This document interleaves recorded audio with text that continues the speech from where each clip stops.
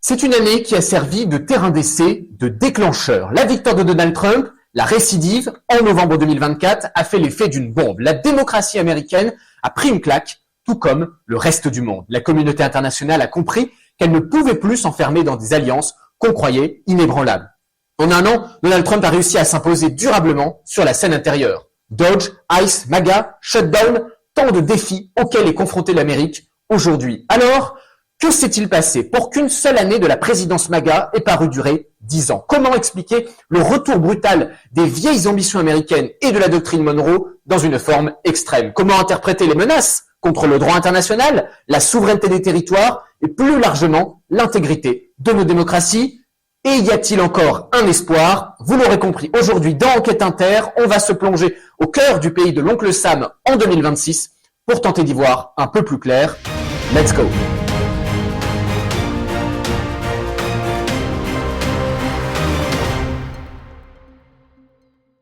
Bonjour à tous, bienvenue sur Enquête Inter. Pour cette troisième émission, j'ai le plaisir de recevoir Mathieu Benet. Bonjour.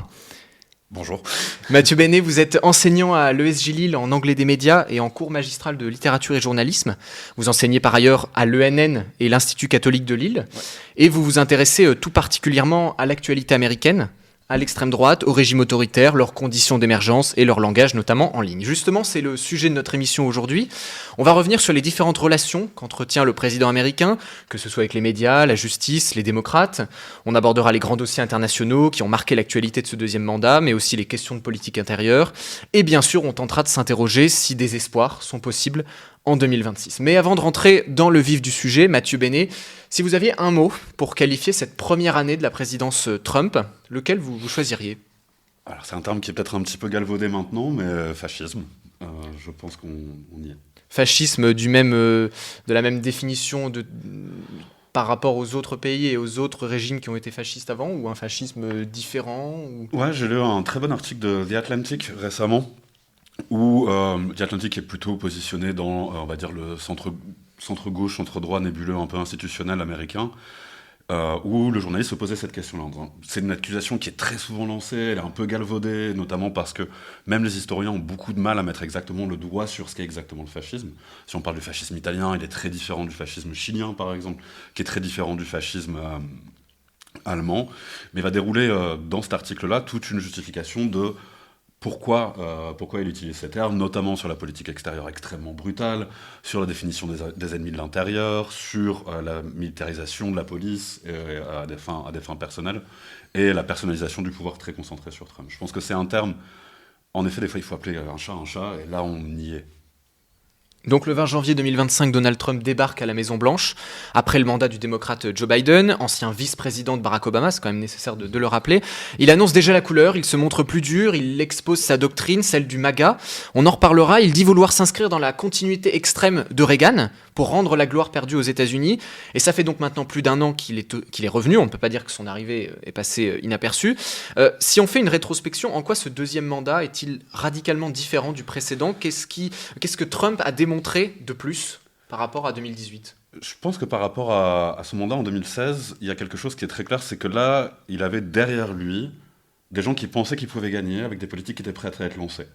En 2016, il n'avait pas de gros fond idéologique à part sa marque personnelle à lui, c'est-à-dire la façon dont il parlait, le côté un peu culte de la personnalité, avec cette espèce de franc-parler qui plaisait beaucoup, et le fait qu'il est vraiment quelque chose qui est profond chez Trump, c'est qu'il a cassé des conventions qui étaient admises dans les cercles proches de la droite ou de l'extrême droite, notamment sur là en 2016, je parle encore en 2016 dans cette campagne-là, sur les euphémismes qu'on était censé faire. C'est-à-dire, on parlait d'immigration, on parlait pas de racisme, on disait pas que les Mexicains, ils nous envoient tous des violeurs. Bon, peut-être pas tous sont des violeurs, mais du coup, il avait un peu ce côté iconoclaste dans la communication. Mais je pense que le parti républicain a été tout aussi surpris que lui de se retrouver dans une situation où il devient président. Là, c'est pas le cas du tout. Derrière lui, il y a des gens qui sont des idéologues profonds, Stephen Miller, par exemple, Peter Thiel, qui est un de ses grands financiers, qui sont arrivés avec une feuille de route de ce qu'ils voulaient appliquer. C'est ce qui s'appelait le projet 2025, qui a été un gros sujet de campagne où Trump a dit très longtemps que c'était pas du tout le but, que c'était pas ça, et surtout, il a vraiment fait le ménage dans le gouvernement fédéral et réussi à faire en sorte qu'il ait très peu de contre-pouvoirs. Là où il avait des grands contre-pouvoirs dans l'état-major des armées, dans les républicains, j'aime pas trop le terme modéré, mais plutôt les républicains institutionnels, on va dire, avaient beaucoup de réticence à lui laisser les pleins pouvoirs. Là, on arrive avec une feuille de route et une volonté qui est, dès le premier jour, il sait exactement ce qu'il va faire. Et est-ce que cette volonté de nettoyer un petit peu de l'intérieur le gouvernement et les instances administratives des États-Unis, est-ce que ça fait partie du Dodge d'Elon Musk, ou c'est complètement différent parce qu'on a eu le Dodge au début et là on dirait que Elon Musk est complètement sorti de la scène visible Il y américaine. revient un petit peu, je rebondis sur le dernier, notamment par des contrats qui sont en train de passer avec l'armée, avec Grok, pour l'IA.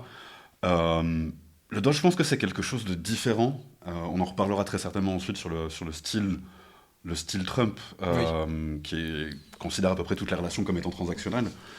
Je pense que Musk avait quelque chose à gagner en étant là, que Trump retirait quelque chose du fait que Musk le soutienne, que ce soit sur Twitter et ou sur même des théories un peu plus larges sur des soupçons, même Trump qui avait dit des choses comme quoi Musk avait bien aidé avec les ordinateurs de vote. Je vais pas, là, on est sur de la rumeur, mais en tout cas, il y avait une question autour de ça.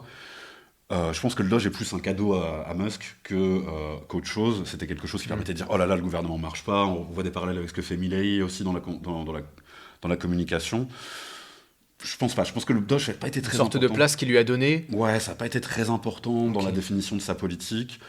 À part le fait qu'en effet, ça lui a permis... les actions du Doge étaient illégales. Des employés fédéraux se sont out eux-mêmes comme étant contre ce qui est en train de se passer. Ils ont été instantanément évincés de ça. Permis de faire un peu de purge sur ça, mais surtout le motherload, comme on dit en anglais, c'était tout ce que le Doge a récupéré comme informations qui sont détenues par le gouvernement fédéral des États-Unis, comme les numéros de sécurité sociale, les historiques de taxes et des choses comme ça, sur lesquels on soupçonne possiblement Grok pourrait être entraîné. Sur cette politique intérieure, on y revient juste après, parce qu'on est sur Enquête Inter, donc un podcast consacré à l'actualité internationale, et donc les grands dossiers avec le président Trump, d'abord les relations avec l'Europe et la Russie qui ont été les premiers points de cristallisation. Trump avait annoncé résoudre la guerre en Ukraine en 3 jours, mais ça s'est révélé plus complexe que prévu. Les Européens ont rapidement réalisé qu'il fallait trouver une alternative au soutien américain, en tout cas renforcer l'Union face à une Russie qui semble flirter avec Washington.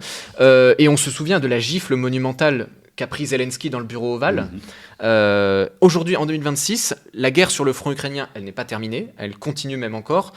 Les combats continuent. Qu'est-ce que Trump n'a pas réussi à comprendre dans la complexité de ce conflit inédit en Europe ? Je pense qu'il n'a pas réussi à comprendre la position dans laquelle était l'Ukraine. Je pense que dans les informations qu'il a ou dans la logique qu'il avait, il allait claquer des doigts. Zelensky allait dire « Ok, je laisse le Donbass ». Et ça allait se passer comme ça. Notamment, je pense, parce que, et on pourra y revenir avec le sommet à Anchorage ou des choses comme ça, il y a des proximités entre son milieu à lui. On l'a vu avec Witkoff, par exemple, qui avait des communications avec son homologue russe pour lui dire comment manipuler Donald Trump. Littéralement, c'était sorti, je crois, par le Washington Post, ces trucs-là. Et que, en fait, il n'avait pas les informations. Et surtout, on va revenir au premier terme que j'utilisais, les accusations ou les déclarations grandiloquentes qui n'engagent pas la personne qui les fait, c'est aussi un des traits caractéristiques du fascisme. C'est-à-dire, je vais régler le truc en 3 jours. Moi, j'arrive, c'est bon, c'est fini. Okay. Je pense pas grand monde rompre avec cru. les politiques. Pas grand monde y a cru de ça, de se dire, ouais, la guerre en Ukraine, ça va marcher tout seul. On va dire à Zelensky de lâcher le Donbass et ça marchera très bien. On le voit même sur la façon, le plan qu'il a présenté, il était inacceptable pour l'Ukraine. L'Ukraine ne peut pas accepter des conditions comme ça, surtout après autant d'années de guerre et le fait qu'ils aient réussi à bloquer l'avance russe, même si l'Ukraine est en train de perdre cette guerre, à l'usure. On le sait. Donc je pense que sur qu'est-ce qu'il n'a pas réussi à comprendre, je ne suis pas sûr qu'il avait grand-chose à comprendre lui-même, plus que aussi possiblement la volonté de l'Europe de continuer à soutenir l'Ukraine, même avec l'abandon américain. Est-ce que cette Europe continue, comme on a une Russie qui flirte de plus en plus avec les États-Unis, comment l'Europe, de son côté, peut arriver à se détacher du soutien américain parce qu'elle a compris tard qu'elle ne pouvait pas se fier aux Américains sur ce dossier ? C'est une très bonne question, il faut leur demander à des diplomates européens, je pense qu'ils seront plus à même de répondre que moi. Sur ça, on le voit, il y a plusieurs discours en Europe qui sont parallèles. Le premier qui est de très la ligne Glucksmann, Emmanuel Macron, de dire qu'il faut une Europe de l'armement, etc., alors qu'on sait très bien que l'Allemagne n'en veut pas. Mais je pense que c'est aussi à ce moment-là l'UE qui peut prendre un rôle important diplomatiquement, c'est-à-dire d'être un soutien pour des pays qui sont non alignés soit avec euh, Washington, soit avec Moscou, et que ce soutien peut se matérialiser par du financement de matériel.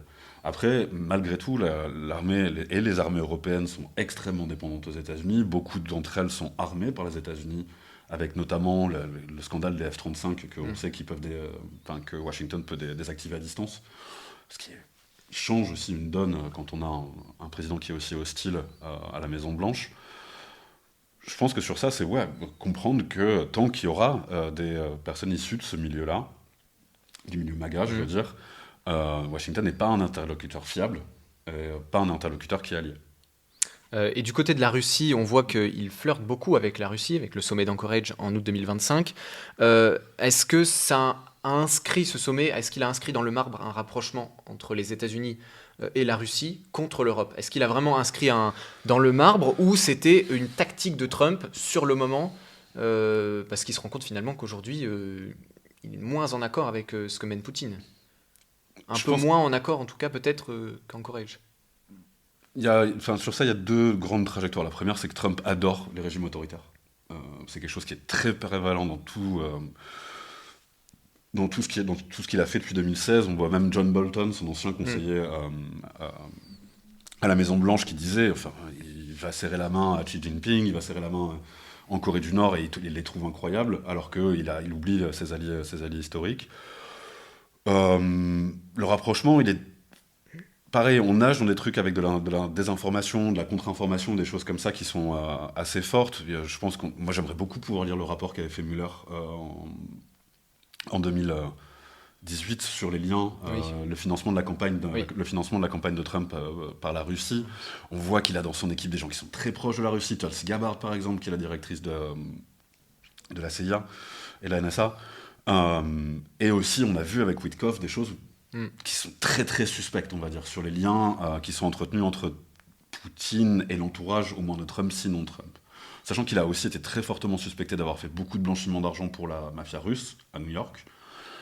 On peut savoir que plus que de savoir est-ce qu'il est en accord avec Poutine, plutôt qu'il est sous pression ou, en effet, peut-être plus aligné avec lui, parce que ce qu'il fait, techniquement, en squeezant l'Europe, est basiquement ce que demande Poutine depuis très longtemps. Et les deux gros sujets pour Poutine, c'est l'OTAN et l'UE. C'est les deux sphères d'influence qui peuvent limiter l'influence. Est-ce que c'est une relation d'égal à égal entre États-Unis et Russie, ou on sent que Poutine veut des intérêts, mais il a besoin des Américains. Les Américains ont quand même besoin aussi de Poutine sur certains dossiers, même si on retrouve un peu l'opposition un petit peu stricte de la guerre froide, en tout cas dans ces dernières heures. Oui, en effet, et on voit aussi, et c'est très intéressant parce qu'on voit des républicains plus institutionnels qui ont frondé, et d'ailleurs c'est plutôt sur le Groenland et sur l'OTAN que sur l'Ukraine, mais aussi que l'Ukraine était un énorme argument de campagne pour Trump.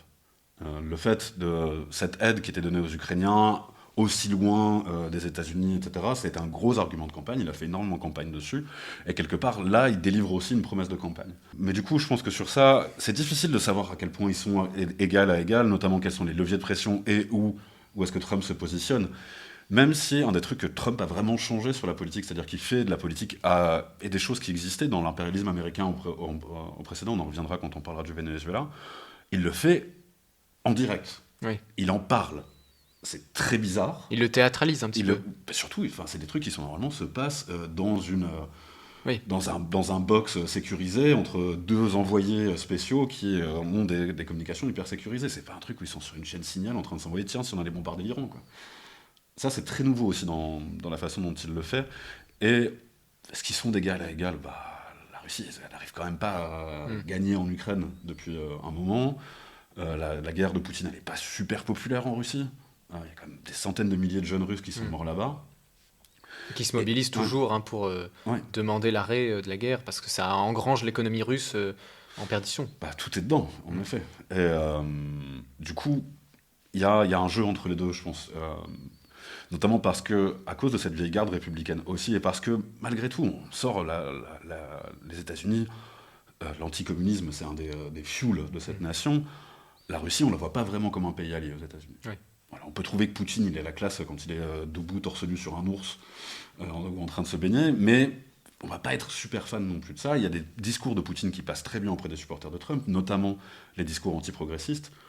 Mais dire la Russie c'est un allié, on n'est pas encore là, je pense. Ok. Donc, je pense qu'il y a un jeu à jouer entre les deux aussi, et pareil pour Poutine. Ouais, c'est toujours une relation très conflictuelle, un petit peu. On tire sur la corde, mais l'autre tire. Enfin, c'est vraiment très conflictuel encore sur le dossier de l'Ukraine et plus globalement sur les dossiers autour de l'Europe. Bah, je pense qu'il voulait vraiment ce deal-là. Parce le premier qu'il a présenté, si Zelensky avait dit OK, bon, en fait on peut plus, ou si l'Europe avait dit en fait on lâche l'Ukraine, on peut pas payer ce que payaient les Américains pour aider l'Ukraine à se défendre, je pense que ce plan-là serait passé.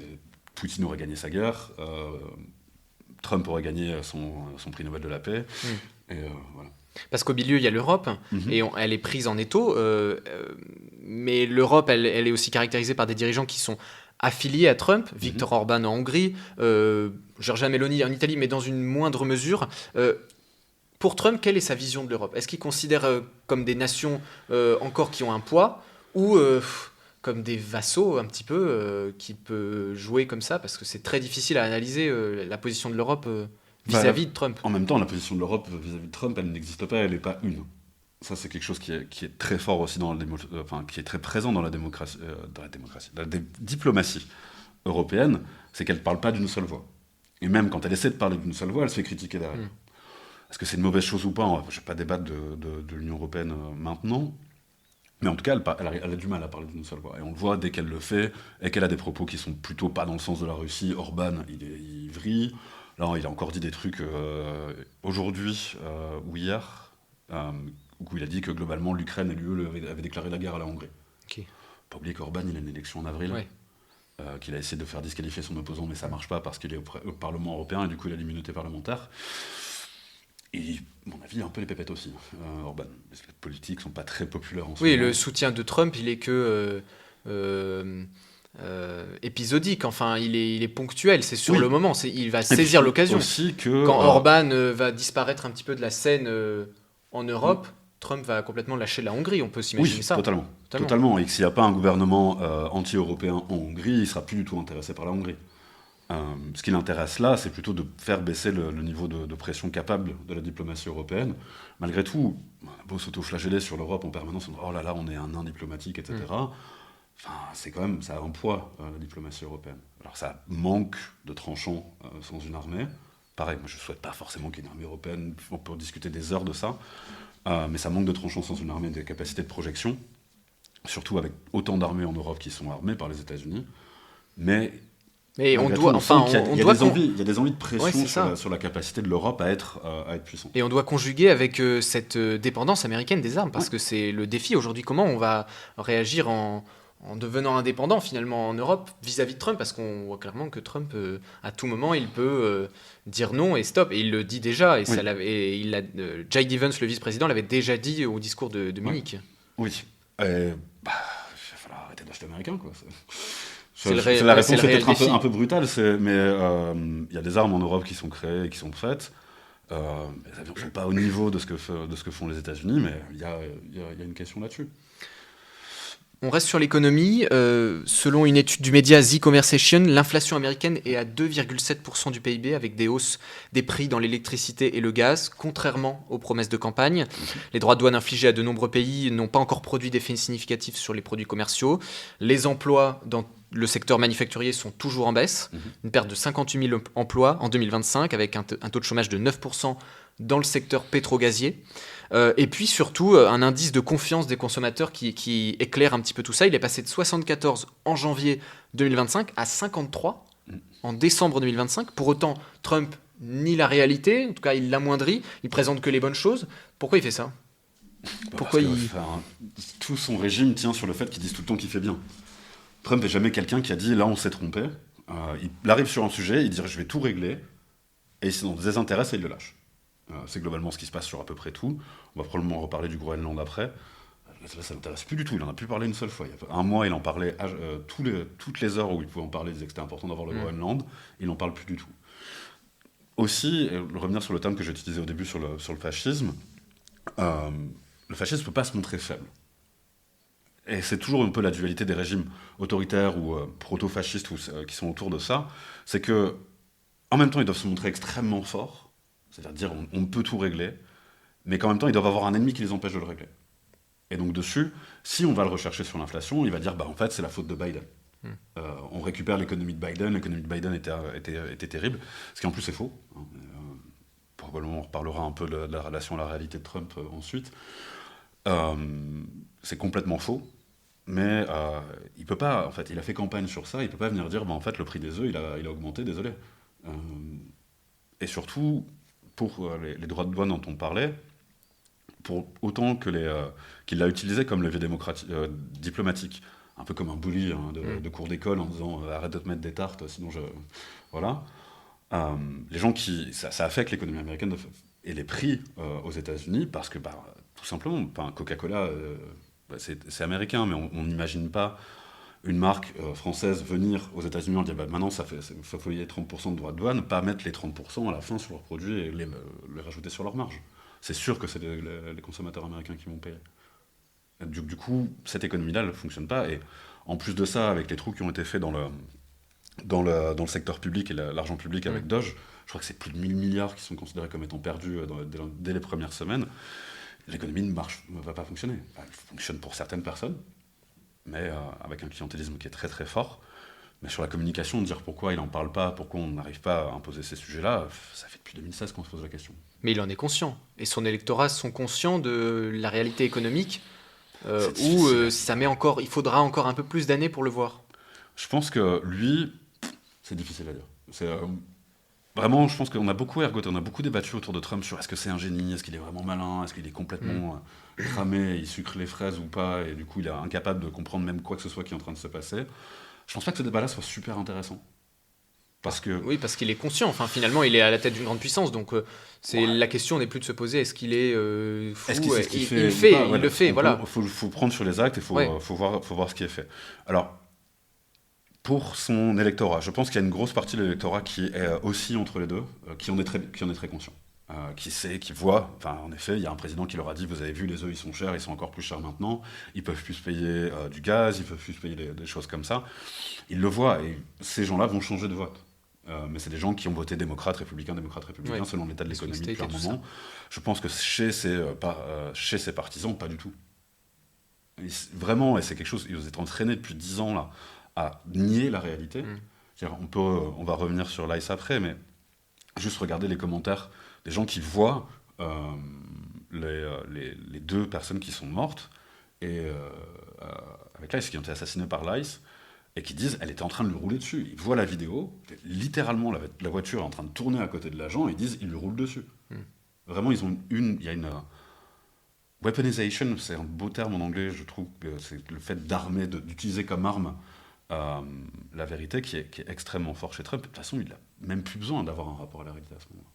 Et donc, c'est caractéristique des régimes autoritaires fascistes de valoriser que ce qui va bien. On l'a vu en URSS, par exemple, où on mettait en valeur toute la politique du régime, mais de l'autre côté, il y avait toutes les famines qu'on ne disait pas. Et là, l'électorat, Trump, ne s'en rend vraiment pas compte. C'est-à-dire qu'il y a vraiment des États enclavés, entre guillemets, dans une pensée trumpiste, mais qui ne voient pas plus... en effet, je pense que chez ses supporters, en effet, ils ne le voient pas. C'est pas du coup de la même manière que ils veulent pas lui le voir va lâcher aussi. le sujet. Lui va lâcher le sujet de l'inflation parce que ça l'arrange plus. Ils vont lâcher le sujet de l'inflation aussi. Et ça se voit vraiment chez les supporters de Trump. Généralement, leur obsession du moment correspond à l'obsession du moment de Trump. Ça va suivre vraiment ça. C'est des gens qui sont vraiment le terme terminally online, qui était une version terminale du fait d'être en ligne. Pour beaucoup de ses supporters, c'est Fox News. Et on leur dit le matin quoi penser, quoi regarder où, de quoi être outragé. Et surtout, en fait, il y a dans cette économie-là de la vérité et ou de la communication de Trump, il y a l'outrage constant. C'est-à-dire que c'est des gens qui ont besoin tout le temps d'être outrés. Donc en fait, ils sont à tout le temps des cibles, donc on leur remet une nouvelle à chaque fois, avec jamais vraiment de solution à la fin. Et ça, c'est très très important dans l'éthos, la façon dont il fait de la politique. C'est-à-dire qu'il va re-hurler sur quelqu'un de nouveau. La semaine dernière, c'était sur Bad Bunny, parce que du coup, il y avait quelqu'un qui parlait espagnol dans la télé. La semaine d'après, ce sera autre chose. La semaine d'après, il faudra qu'on ait le Groenland. La semaine d'après, c'est un divertissement, limite. C'est c'est leur quotidien. Enfin, ils se disent, on allume la télé et on voit ce que Trump a fait et on agit en fonction de ce qu'il a fait. C'est plus du culte de la personnalité que du divertissement, je dirais. Vraiment, même de la dérive sectaire, très proche de la dérive sectaire. Il y a ce truc-là, j'avais lu un très bon article dessus qui comparait ça au secte, c'est-à-dire le fait, on le voit, hein, les supporters de Trump vraiment fervents, c'est-à-dire ceux qui achètent toutes les casquettes et tout, ils sont éloignés de leur famille, par leurs convictions, ils commencent à avoir un rapport à la réalité qui est complètement délirant, ils commencent à dépenser tout leur argent là-dedans, et toute leur vie commence à tourner autour de ça. Ce qui est très proche de la description d'une secte. Il y a vraiment, au cœur du mouvement MAGA, une vraie dérive sectaire. Ce qui est amplifié depuis le deuxième mandat au moins, parce que sous Reagan, tout ça, il n'y avait pas du tout ça. Enfin, c'était quand même moins extrême. Ils ont quand même réussi à les lancer sur le Capitole. Ouais. Il y a des gens qui sont morts. Il y a des gens qui... Et vraiment, faut regarder les interviews des gens qui étaient au Capitole. Même des gens qui y étaient disaient que c'était des false flags, c'était des opérations sous faux drapeau des Antifa. Ils y étaient. Ils ont eux-mêmes chargé le Capitole pour empêcher la certification de l'élection, et ils disaient qu'en fait c'était des faux trucs du FBI. Et tous ont été pardonnés. Et pour revenir rapidement sur l'économie, est-ce que dans leur perception, les 2 shutdowns qui ont eu lieu en novembre 2025 et en janvier 2026, là il y en a eu un récemment, est-ce que ces shutdowns pèsent sur les Américains Là-dessus, je dirais qu'il faut toujours faire très attention à la façon dont les personnes comme nous, qui sommes très intéressées par la politique et qui vivent ces moments de tension politique très forte, avec énormément d'intérêt, en regardant énormément les détails, en essayant d'attribuer où va le blâme, qu'on est très peu représentatif des gens qui suivent la politique, ou des gens qui votent, ou des gens qui ont des opinions. Parce que ces moments-là, je pense qu'ils sont même quasiment oubliés. Le premier shutdown, je pense qu'il est quasiment oublié. Le deuxième a été peu couvert... Très rapidement. On l'a peu vu en France, mais aux États-Unis aussi. C'était très peu couvert, et on a vu que c'était beaucoup sur la diplomatie extérieure qu'on s'est concentré. Je pense pas que les gens se disent « Oh mon Dieu », surtout qu'ils comprennent pas forcément toujours exactement ce que c'est. C'est des termes très techniques, même pour les personnes qui le suivent, comprendre exactement où sont les points de pression, c'est difficile. Et vu que les deux camps se renvoient la balle sur la responsabilité, très difficile à suivre. Et est-ce que Trump utilise une politique du deal constamment sur les dossiers internationaux? Est-ce que nous, Européens, et plus largement la communauté internationale, doit agir comme lui en utilisant cette politique du deal? Parce que visiblement, il ne jure que par ça. C'est que Trump, il est vraiment dans un truc où pour lui, c'est la théorie tout est un zero-sum game. C'est-à-dire que dans chaque interaction qu'il a avec quelqu'un, il y a un gagnant et il y a un perdant. C'est quelqu'un qui ne peut pas voir comment... c'est du business. C'est du business. Et c'est qu'en fait, il y a quelqu'un qui se fait enfler et quelqu'un qui gagne. Et du coup, lui, il veut toujours être en position de force, c'est pour ça qu'il agit comme un boulet. Je sais pas, franchement, je souhaite vraiment pas qu'on fasse la même chose. Je ne veux pas qu'on menace... non, mais dans le rapport de force, dans le dire, tu ne nous donnes pas ça, bah alors on ne te donne pas ça, est-ce qu'on doit être un peu plus offensif, peut-être ? La question, c'est repenser les méthodes. Quels sont les intérêts qu'on voudrait défendre de cette manière-là? Si il y a des questions existentielles, de dire ok, on va les rentrer dans l'art. C'est ce qui s'est passé d'ailleurs avec les tarifs. Les tarifs douaniers, oui. Qui est Macron qui lui était un peu rentré. Il ne s'attendait pas à de la résistance européenne dessus. Il a fini par les abandonner. En effet, quand on deal avec un bully, il faut être conscient qu'on deal avec un bully. En effet, avec les États-Unis, il va falloir probablement être un peu plus agressif, ou au moins faire preuve de plus de solidité qu'avant, où les échanges étaient un peu comme ça. Mais après, comme je disais, ces échanges internationaux, ils existaient quasiment déjà, en fait. On avait déjà des tactiques un peu de en fait, non, désolé, tu peux pas faire ça si tu fais pas ça. Ce qu'il y a, c'est que le niveau de menace et le niveau à quel point les menaces sont publiques est rendu et géré devant un tribunal, le tribunal du monde, en fait, au final, c'est quelque chose qui est très nouveau avec Trump. Mais je pense qu'un accord Chine-Inde qui est négocié, il n'est pas négocié en se faisant des plaisanteries et en buvant un café. Ils doivent se mettre probablement des tensions assez fortes entre les deux, de la même manière que des accords entre la Russie et l'Allemagne sur Gazprom et ou les pipelines qui passent en Allemagne, c'est pas non plus... ça doit être aussi assez tendu. Donc ça, je pense qu'il y a vraiment un truc comme tu disais, du spectacle, un petit peu que fait Trump, qui juste révèle des tensions qui étaient sous-jacentes. C'est lui, il arrive et il est bourrin, quoi. Ouais, c'est la caisse de résonance.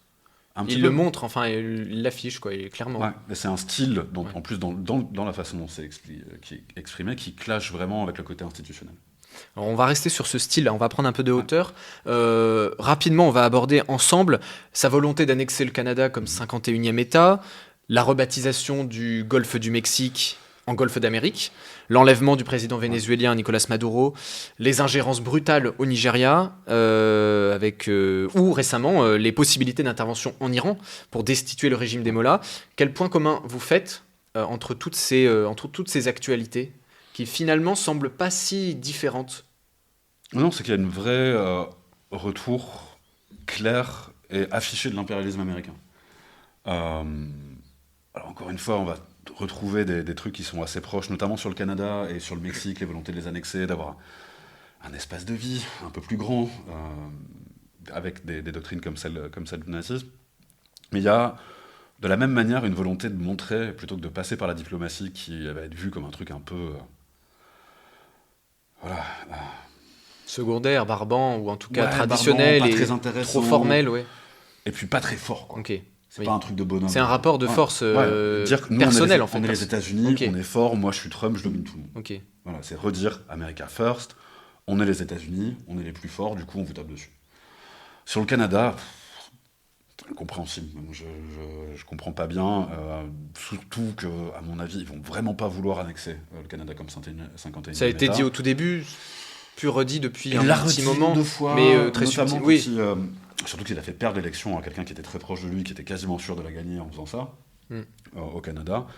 Mais surtout, en plus, le Canada, ça vote plutôt progressiste. S'il rajoute un 51e État, ça veut dire qu'il gagne plus une seule fois aucune des deux chambres. Je suis pas sûr qu'il Oui, ait puis ce vraiment serait envie. carrément de l'ingérence, là, ça Ah oui, contreviendrait sur à une tout invasion, le droit une international. Ah oui, bah, en même temps, il n'y a pas grand monde qui s'en soucie en ce moment, le droit Oh, international. oui, ok. Enfin, du droit international ou du Canada? Du droit Du droit international. international, oui. C'est quelque chose qui est un peu en train de se faire marcher dessus. Mais pourtant, on dirait que les Européens et d'autres pays continuent malgré tout sur cette piste du droit international. Oui, parce que c'est ce Même qu'ils s'ils peuvent voient opposer que- en fait, ouais. aux intérêts qui sont en train d'être poussés. Et en effet, ils vont dire qu'eux, ils y souscrivent, qu'eux vont le demander. Notamment, je pense que si d'un seul coup, c'était vachement moins dans l'intérêt des Européens de autant souscrire au droit international, il y aurait des choses autres. Et puis même sur le droit international, la Cour pénale internationale a requis un mandat d'arrêt contre Benyamin Netanyahou, il n'est pas exécuté. On peut se dire aussi que là, on se met en délit dessus. Donc ça, sur le droit international, peut-être un tout petit peu de géométrie variable, mais en effet, ça contrevient à tout, même ce qui s'est passé au Venezuela, tu en parlais juste avant, ça contrevient pareillement, complètement au droit international. Et on peut tout à fait légitimement pas du tout aimer Nicolás Maduro et la politique qu'il a menée, qui est terrible pour ses opposants politiques, et de la dureté du régime qu'il avait derrière. Malgré tout, on est sur un président élu, avec possiblement des petites malversations et très vraisemblablement de l'ingérence dans les élections, mais qui est en poste et qui se fait enlever dans son palais. C'est absolument aberrant comme moment. Et on revient à des choses qui sont très proches des néoconservateurs, Bush et Cheney, et de leur doctrine un peu de la police du monde. Alors que le mouvement MAGA, il trouve plutôt ses sources du côté du Tea Party, qui était hyper contre les néoconservateurs. Donc c'est assez bizarre comme renversement. Après, sur ce truc-là, l'article de The Atlantic, je pourrais te le donner pour que tu puisses le mettre en source, est vraiment très intéressant aussi parce qu'il parle du patrimonialisme. C'est-à-dire qu'il y a une vision du pouvoir qui sert la personne qui l'exerce et sa famille. On voit qu'il y a un côté comme ça aussi. Trump, après, il a fait de façon très publique aussi, rassembler tous les pétroliers pour faire une sorte de mise aux enchères du pétrole vénézuélien après l'avoir saisi. Oui, c'était son objectif de toute manière, parce que Oui. Nicolás Maduro n'était qu'un obstacle. Oui, bien à sûr, ses ambitions. Enfin, c'est un peu le vernis. c'était un obstacle officiel. C'est le vernis Ouais, pour c'est mettre ça. dessus, pour mettre... Parce que maintenant, dessus. il s'en désintéresse presque complètement. On voit Surtout que. qu'Exxon s'est pas beaucoup intéressé Oui. à retourner là-bas. Il est difficile à extraire le pétrole vénézuélien. L'infrastructure, elle est un peu vieillissante. C'est très très fort subi le contre-coup du blocus américain sur l'exportation de pétrole. Ce qui a d'ailleurs explosé l'économie vénézuélienne, qui avait mis toute son économie dans le pétrole. Donc la déstabilisation, là, elle marche bien. Et ça aussi, on le voit. C'est à des moments où il y avait de la déstabilisation claire des États-Unis envers le régime vénézuélien. On n'en arrivait pas quand même à avoir une opération comme celle qu'on a vue. Mais encore une fois, même si on avait ces moments-là où les États-Unis influent sur la politique étrangère un peu espèce de version plus propre de la doctrine Monroe. Là, Trump, il le fait devant tout le monde. Je veux dire, l'invasion en Irak, on sait très bien qu'il y avait des gros intérêts derrière d'Haliburton, le pétrolier, dont Dick Cheney, le vice-président de Bush, qui était l'architecte de l'invasion en Irak, avait des grands intérêts dans Haliburton, mais il n'allait pas faire un meeting avec Haliburton pour dire qui va prendre le pétrole irakien. Donc il y a vraiment, je pense que c'est vraiment une différence de style, et peut-être des fois on retombe un petit peu dans le même panneau qu'on était tombé en 2016 sur le style dans la campagne, de vraiment Oui, parce qu'on dirait qu'on n'a rien appris ou peu appris, on dirait qu'on redécouvre en fait Trump, alors qu'il a déjà fait un premier mandat avec des actions internationales fortes. En effet, et même sur on redécouvre, je trouve qu'on apprend très peu de ces leçons-là, et il y a un exemple qui est très frappant pour moi en France, par exemple, c'est l'interview de Patrick Cohen avec Eric Ciotti. Il est sur le plateau, Eric Ciotti lui dit « Non, j'ai une réalité différente de la vôtre », il est en train de mentir. On peut aller chercher, c'était sur l'affichage du bouquin de Jordan Bardella dans les gares, et du coup qui en effet, par les conventions de médiatransport, est interdit. Et on voit, mais Patrick Cohen se décomposait. Il n'a aucune espèce d'idée de comment réagir face à ça. Et c'est quelque chose qui a très fort marqué, je trouve, la façon dont on parle de Trump, qui est que on continue à rester dans cette logique de l'instantané, Oh, c'est pas ce qu'il a dit, c'est pas ce qu'il a dit, c'est pas ce qu'il a dit, c'est pas ce qu'il a dit. Plutôt que de s'occuper vraiment des fils rouges qui sont derrière, avec, comme je le mentionnais avant, pour la politique internationale, un clientélisme très fort, très affiché, très volontaire. On le voit, hein, ce qui se passe au Venezuela, c'était très clair. La volonté possiblement d'intervenir contre les narcos au Mexique. Pareil, ça c'est un peu du flex de muscle, on peut le dire, on est très fort. Même s'il y a quand même des connexions avec la présidente mexicaine, Claudia Sheinbaum, très opaques, parce qu'il y a certains documents qui avaient dit que potentiellement la présidente, ou en tout cas la présidence du Mexique, serait intéressée par ces contrats avec les États-Unis. Donc bon, là c'est quand même un dossier très opaque aussi, on ne sait pas si le Mexique est vraiment contre Trump. Il s'en arrange peut-être aussi un petit peu finalement de ces connexions qui vont renforcer son économie. Oui, en même temps le jeu c'est très fluctuant, et Trump est quelqu'un qui a aucune loyauté. Ça on l'a vu sur plusieurs de ses fidèles, hein. Giuliani par exemple, qui s'est fait complètement lâcher, qui n'a jamais été payé. Par contre il demande même Musk entre guillemets, qui est revenu maintenant. Ils sont un peu engueulés en public. Mais il est moins sur on le montre moins à la Maison Blanche. Je pense qu'il à deux. Il a vraiment pas aimé le moment où il était. Autant c'est quelqu'un qui aime beaucoup être regardé, Musk, hein, c'est quelqu'un qui en manque d'attention permanent. Un enfant de 4 ans à côté, ça n'a pas besoin. Désolé, je donne mon avis sur Musk, je n'aime pas Elon Musk. Et je pense que vraiment le focus sur ça avait commencé à faire sortir quelques histoires aussi autour de lui, notamment sur le financement de ses prêts.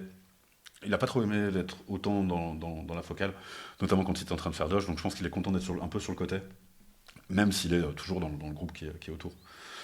Et ce clientélisme-là, on le retrouve aussi dans les affaires. Il a été très clair dans la façon dont il a dit qu'il avait favorisé des business qui soutenaient Trump. Et que les business, on le sait, on l'a vu avec les Qataris qui lui donnent un avion, c'est du jamais vu aux États-Unis, quelque chose d'aussi évident comme corruption. De la même manière que toute la Silicon Valley qui a financé son inauguration, rappelez que la Silicon Valley, elle a changé de camp parce que Biden était en train de commencer à regarder les questions une des ministres de Biden était en train de regarder les questions de monopole et possiblement de poursuivre X, Amazon ou des choses comme ça sur les questions de l'antitrust. Donc on va revenir quand même sur la question du Groenland, qui a été beaucoup mise au centre de la politique trumpiste début janvier là. Aujourd'hui, elle est quand même reléguée au second plan. On dirait que on n'en parle même plus du tout. L'idée lui est passée et est repartie aussi vite qu'elle est arrivée. Il avait vraiment un intérêt qui était les minerais et l'économie, mais comme d'habitude, pourquoi il arrête finalement de s'intéresser au Groenland? Déjà, la politique en elle-même n'était pas super populaire. On est quand même sur on n'a pas forcément parlé de sa campagne, on a parlé un petit peu sur la guerre en Ukraine, mais il en a aussi parlé sur Gaza, il en a aussi parlé, il a fait une campagne anti-guerre quand même, et anti-dépenses à l'extérieur, qui résonne pas très fort, on va dire. Dedans, les gens comprennent pas très bien pourquoi ils voudraient aller chercher ce caillou-là, comprend pas pourquoi on va l'embêter de Danemark. Et comme je disais avant, il y a quand même une vraie culture anticommuniste et anti-russe aux États-Unis qui fait que l'OTAN, c'est quand même plutôt bien vu. Il a beau avoir fait un travail de sape très très lourd sur l'OTAN, notamment sur les prix qui étaient payés par les membres de l'OTAN ou les choses comme ça. un truc qui de facto annulerait l'existence de l'OTAN, quasiment forcerait soit à ce que l'OTAN veut rien dire, ou à ce que tous les pays de l'OTAN déclarent la guerre aux États-Unis, ça passe pas si bien que ça, en fait. Et notamment, il y a un public avec lequel ça passe pas très bien, c'est les républicains institutionnels. Et eux ont été lui dire, on a une élection juste après, faut qu'on fasse attention. Faut qu'on fasse attention sur ça, et nous, on n'est pas prêt à lâcher l'OTAN, en fait. L'OTAN, c'est une construction très très large. Les républicains ? Oui, une partie des républicains. Une partie des républicains. Une partie des républicains. Qui sont en train de se rendre compte aussi un petit peu de Trump, qui était déjà un peu avant opposé. Alors, il n'en reste plus beaucoup qui sont vraiment opposés. Okay. Je pense qu'il y en a qui font le gros dos en attendant que ça passe. Parce qu'on parle de MAGA, mais MAGA, est-ce que c'est les républicains en entier ou c'est un clan dans les républicains? Okay. C'est quasiment indissociable, en fait, au final. Il reste quelques républicains qui sont pas trop dans le délire MAGA, mais ils ont été mis au pas. Et ils le savent très bien, de toute façon, sinon ils vont se faire primary par des candidats MAGA ou perdre leur siège. Ils sont obligés de baisser un peu le genou face à Trump. Est-ce que là, pour le coup, on a touché une de leurs limites? Donc le Groenland, c'est une limite un petit peu. C'était une limite. L'OTAN, c'est une limite. L'OTAN, surtout. L'OTAN, okay. c'est une limite. Autre sujet de politique intérieure, l'ICE, la police de l'immigration. Tout au long de cette première année, on l'a vu qu'elle s'est développée, mobilisée dans les grandes villes démocrates, historiquement en tout cas, Minneapolis, Chicago, Los Angeles, Atlanta, etc. Qu'est-ce que l'exemple de l'ICE dit du caractère autoritaire du régime de Trump ? Voilà, clairement, il cible des opposants, déjà de une. Il a déployé l'ICE que dans des États où il avait de l'opposition forte. Pritzker à Chicago, le Waltz qui était le colistier de Kamala Harris en Minnesota, et la Californie aussi, avec l'opposition très forte de Newsom. On se rappelle un petit peu que Newsom avait fait, pendant que l'ICE était plus ou moins présente sur son territoire, avait fait beaucoup de tweets à la Trump. C'est-à-dire, il a énormément trollé. Je crois qu'en communication, c'était vraiment très très intéressant justement de retourner un peu le truc, notamment de voir les cris d'offrés des gens, des supporters de Trump qui disaient « ma politique ne devrait pas parler comme ça ». Du coup, il y a ça. Déjà, un ciblage qui est très clairement désigné sur ses opposants. C'est-à-dire qu'il va dire que le crime, et le crime lié à l'immigration, n'existe que dans les États démocrates. Parce que les démocrates ne font rien. Donc on a une politisation de l'utilisation d'une police. Politisation de l'utilisation d'une police, on n'est pas loin d'une police politique. Elle ne va pas dans les États comme le Texas, elle ne va pas du tout dans ces endroits-là où il pourrait y avoir peut-être un tout petit peu plus de légitimité à intervenir. Oui, des États qui sont proches du Mexique, par exemple. On la voit pas beaucoup développer dans ces États. Donc, je ne suis pas forcément pour le niveau de violence que met l'ICE sur les personnes qui sont en situation irrégulière, mais on pourrait dire que si le traitement était général, il y aurait peut-être un peu moins de côté autoritaire dedans. Et on sait, l'ICE, elle n'a pas été abolie par Biden, elle n'a pas été abolie par Obama, au contraire, il y a des conditions de détention des personnes immigrées très très dures, notamment pendant Biden, mais là, elle est utilisée à des fins de spectacle et à des fins de mise au pas. En plus de ça, le deuxième sur le caractère autoritaire, c'est qu'elle opère dans une inégalité absolue. Oui. Pas de mandat de perquisition. Aucun mandat. Elle arrête des gens au faciès qui n'est pas autorisé aux États-Unis. Elle les déporte avant même de checker leur identité. Il y a des personnes il y a un touriste allemand qui a été déporté au Salvador. Il y a des Américains qui ont la nationalité américaine qui sont déportés en dehors des États-Unis en attendant leur procès. Ils arrêtent des gens qui viennent de gagner des procès. On l'a vu, des images comme ça, notamment, je crois, à New York, où il y avait un représentant du maire ou de la législature locale qui s'est fait arrêter d'ailleurs par l'ICE à la sortie d'une cour d'immigration où quelqu'un venait d'obtenir le droit de rester aux États-Unis. Et il l'arrêtait, il le déportait. Donc il y a vraiment aussi une volonté de montrer de l'arbitraire et un niveau de violence gigantesque. Et le troisième point, c'est cette déclaration de J.D. Vance. C'est J.D. Vance qui dit ça ? Ou Stephen Miller, je ne me rappelle plus je crois que c'est J.D. Vance qui dit que de toute façon, l'ICE a l'immunité absolue. On a sur une police qui est utilisée à des fins politiques, en dehors du cadre légal, avec une immunité totale. L'immigration est qu'un prétexte, un surnom pour l'ICE, parce que ça les intéresse pas on beaucoup, pourrait imaginer qu'elle intervient sur beaucoup plus de domaines. Oui. En même temps, elle n'intervient pas que sur l'immigration non plus, elle intervient sur... elle arrête des gens qui ont la couleur de peau qui ne va pas, quoi. Autre sujet de politique intérieure, l'affaire Epstein. Ouais. On va en parler très rapidement parce que ça pourrait faire un autre épisode. C'est une affaire de trafic sexuel pédocriminel qui implique au moins 1000 mineurs et jeunes adultes qui étaient sous l'emprise de l'homme d'affaires Jeffrey Epstein depuis les années 90. Parmi ses complices, Donald Trump. Il aurait commis des viols selon des documents judiciaires du FBI. Il y a 3 millions de documents qui ont été révélés par le ministère de la Justice, mais sur les 6 millions, donc il en reste encore 3 millions qui n'ont pas été dévoilés publiquement. Comment cette affaire, elle peut peser sur l'opinion publique américaine? Et on entend beaucoup plus parler cette affaire, en tout cas en France, sur nous, les impacts que cette affaire Epstein a en Europe, en France, en Norvège, etc., plutôt qu'aux États-Unis. Est-ce qu'il n'y a pas une stratégie aussi du ministère de la Justice de... on jette un petit peu la faute sur les autres et on s'intéresse moins aux États-Unis? Assez probablement, il y a aussi beaucoup de rétention d'informations, c'est-à-dire que dans le mandat qui a été donné au département de la justice, il devait pas, la seule chose qui devait être rédactée, donc du coup avec le trait noir dessus où on ne pouvait pas lire ce qu'il y a en dessous, étaient les choses qui permettaient d'identifier les victimes. Tout le reste devait être clair. Déjà, et d'ailleurs Pam Bondi, la Attorney General, l'équivalent du ministre de la Justice aux États-Unis, est auditionné aujourd'hui au Sénat sur ces questions-là. Sur l'ICE et sur l'affaire Epstein. Elle est censée avoir tout lâché. Pourtant, il y a énormément de rétention d'informations. Notamment, on voit aussi que les seuls qui aient les dossiers, c'est le FBI. Et le FBI, on a vu dans les dossiers qui sont sortis récemment, qu'ils avaient dit, que le FBI de Kash Patel a dit, après revue des dossiers, que Jeffrey Epstein n'était pas un trafiquant d'humains. Ok. Donc, encore une fois, on l'avait mentionné au tout début, qu'est-ce qui est différent dans ce début de mandat. Il a des gens aux ordres, à peu près à tous les niveaux de l'exécutif fédéral. Kash Patel en fait partie, le FBI a été purgé des éléments qui ne sont pas pro-Trump, et le FBI est en train on voit des tentatives de couvrir l'affaire. Comment elle peut éclabousser l'opinion publique américaine? Il y a quand même 2 ou 3 ans de cadrage derrière de Trump en disant que de toute façon c'est les démocrates, de toute façon c'est Clinton, de toute façon c'est pas lui il le connaissait pas, il avait arrêté. Ça dépend à quel point de clarté vont être les documents. Ce qui en sort pour le moment de l'affaire Epstein, c'est quelque chose qui a l'air gigantesque, bien plus loin que l'horreur des sévices sexuels qu'il a fait subir à des mineurs, ou que Donald Trump ou d'autres personnes qui sont allées sur l'île ont fait ça, c'est-à-dire que ça touche tous les milieux. C'est un truc qui est plus gros que les Panama Papers dessus, avec des soupçons d'influence russe, d'influence du Mossad, d'influence de... énormément de choses. C'est un financier qui est au centre de plein de montages financiers, et on se rend compte en regardant ces documents-là, comme tu disais, on voit beaucoup de gens qui sont de l'étranger dedans.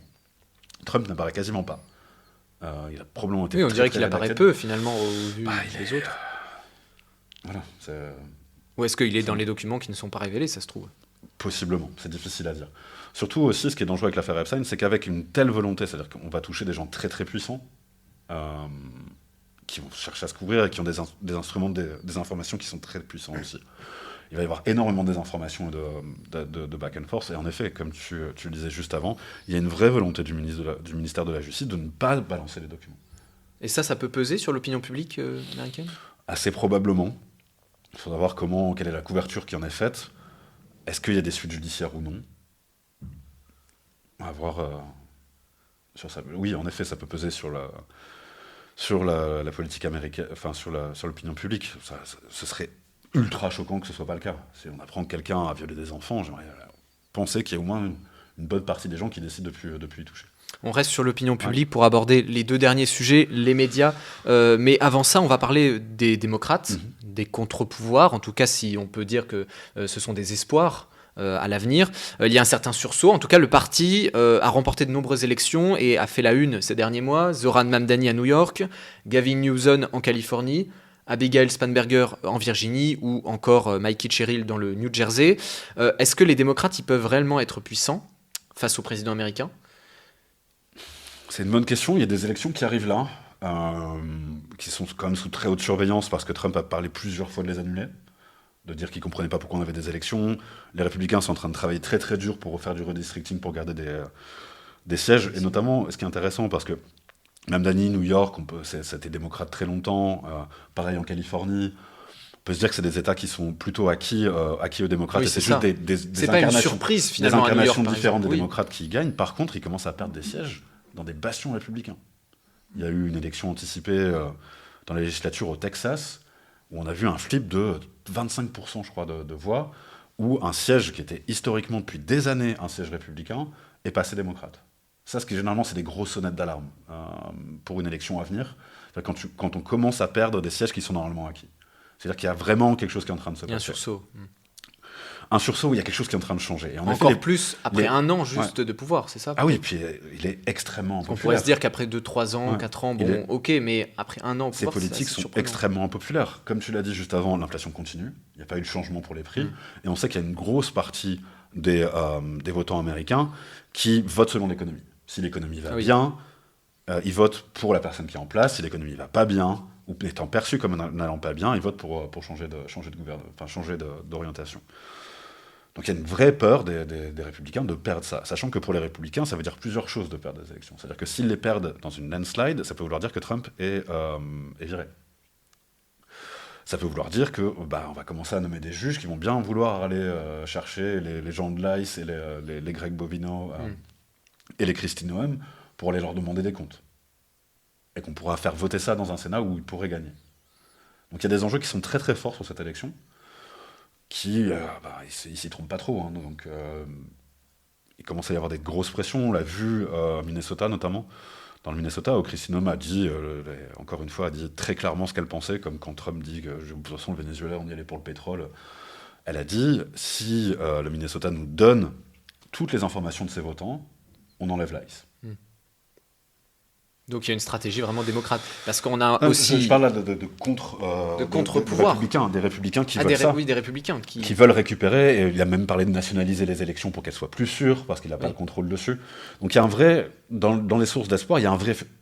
On sent qu'ils flippent vraiment, les républicains. Ils ont très très peur pour leur siège, ils ont très très peur de ces élections-là. Il y a aussi une autre incarnation, on l'a vu avec des messages qui sont plus forts que ceux qui ont été ceux de Kamala Harris, Joe Biden, par exemple, qui étaient des candidats très très consensuels, très dans ce lore un petit peu démocrate de il faut parler dans tous les trucs de faut parler à tout le monde, il faut faire absolument des lois bipartisanes. Barack Obama qui essaye de retrouver un peu de voix, qui parle pour l'incarner.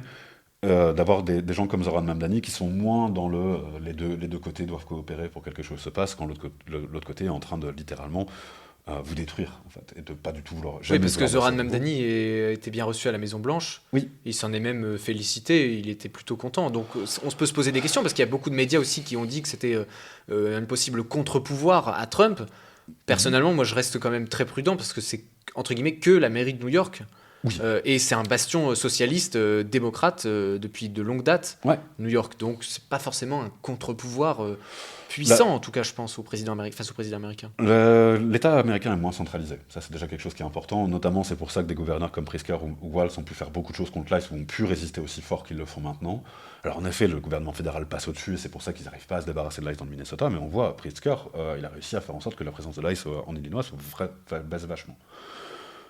Pour être reçu à la Maison-Blanche, Trump, il aime bien avoir l'air cool. Mamdani, il est cool. Du coup, il voulait dire qu'il aimait bien le mec cool, quoi.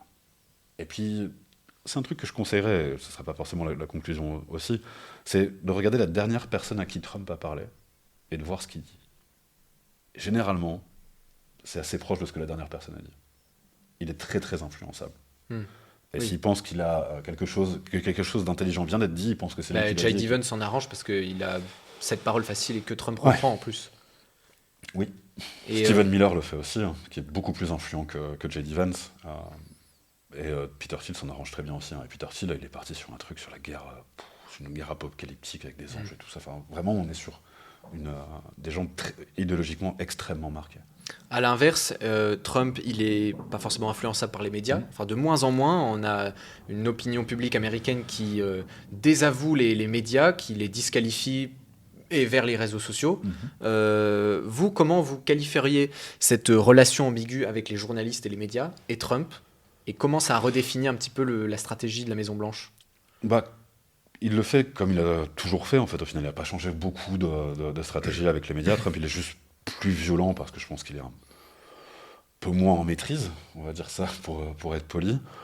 En fait, Trump, c'est simple. Si on dit du bien de lui, il aime bien. Si on ne dit pas du bien de lui, il n'aime pas.